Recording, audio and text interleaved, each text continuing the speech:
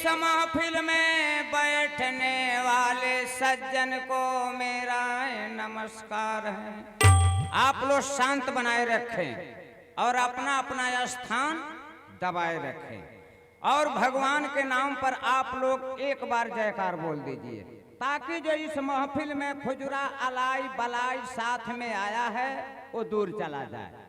जयकार सबके बोले के बाद, जे मर्द होई उनका बोले के बाद, अजय मर्द में तनिको कम होई उ जयकार मत बोली, लेकिन वो नहु का बोला का तरीका बा।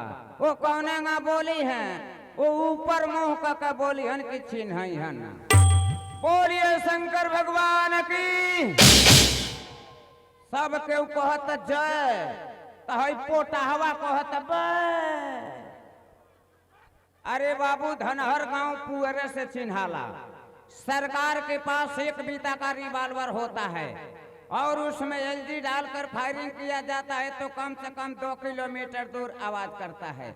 आप लोग हट्ठा कट्ठा 3.5 हाथ का पट्ठा, कोई आधा पाव, कोई 1 पाव 2 किलो तक खाना खा कर आए हैं और भगवान के नाम पर आप लोग जयकार बोलते हैं बकरी के तरह। आप लोग ऐसा जयकार बोलिए ताकि 2-4 गाँव मालूम हो जाए। बोलिए सरस्वती माता की, सकल समाज की, श्री देवी की। हाँ, अरे श्री देवी जहिया रहली तैया कलयुग के छछात नौका देवी रहली, लेकिन मर गई। तब भैया का कहीं कहाते नहीं खे, कहला बिना खे पाते नहीं खे।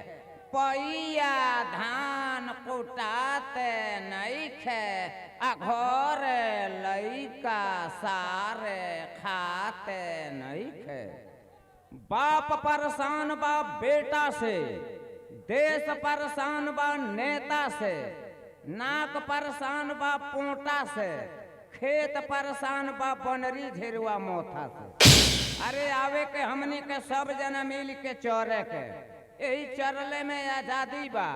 हमार राउर चरल पनकियो जाता, उनकर चरल नहीं के पनकत जकरा तन पर खादी बा।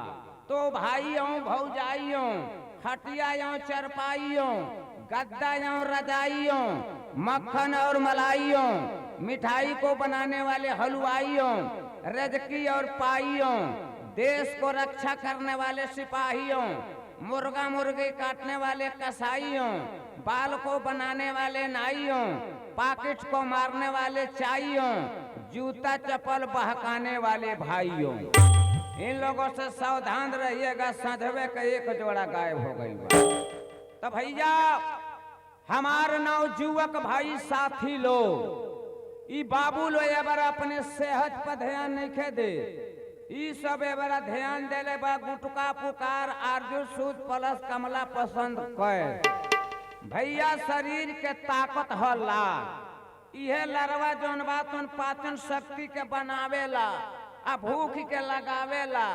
हमार बाबू लोग गुटका पुकार खा के आ पूरा देही के विटामिन ई सब फर्क फूक देता।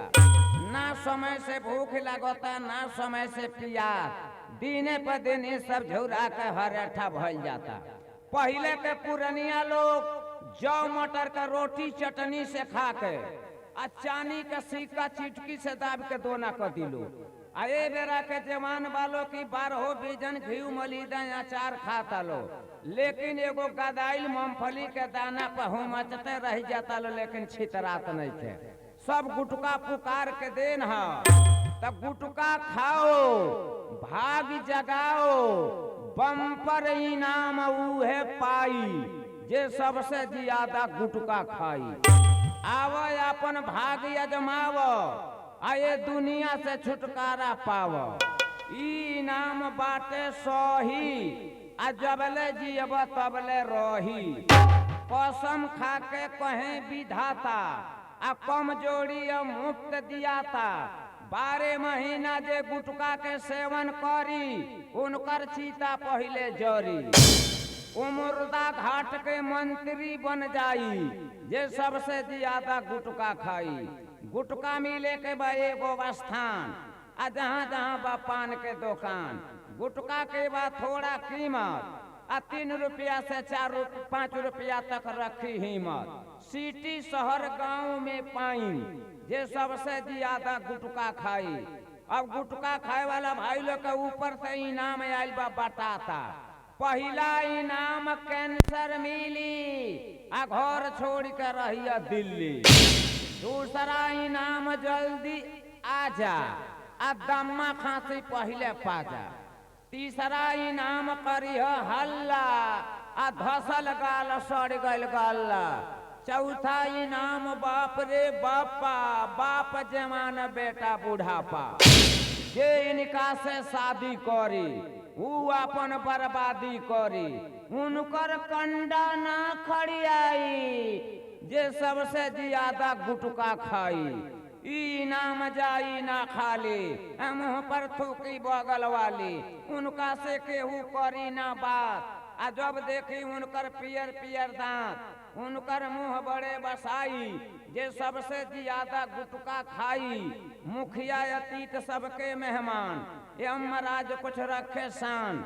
मंत्री पद पर बानी हम, अध्यक्ष बने के रख दम।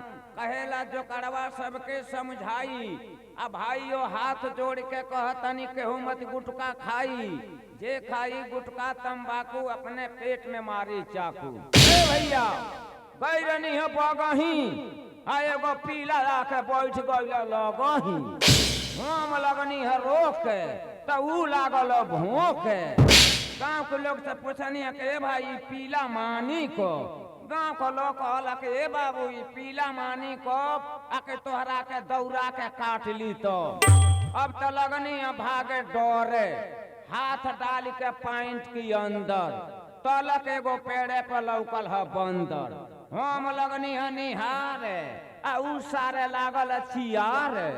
हम बैठ गनी है डरे गिट्टी पर, तलक बानर छरक चढ़ गइल पीठी पर।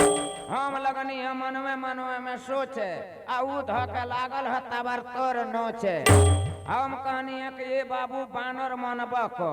बानरा कहता कि ये बाबू माने कब आकि एगो चूमा देब। तो साझवे के बात यह करत रहनी है पेशाब, खा गई नहीं है धोखा आ पीछे से आकर मारा था एगो बोका। हम गई नहीं है डरे सूत आ ऊ दिहलस हमारे मुँह में मूत। हम कहनी है कि ओ तो कहता हम कहनी है कि ये बाबू बोक मानबा को। बोकवा कहता कि ये बाबू माने कब आखिर 3 दिन खातिर अपन पाठी फेरे छोड़ दबा। हेलो जय हिंद।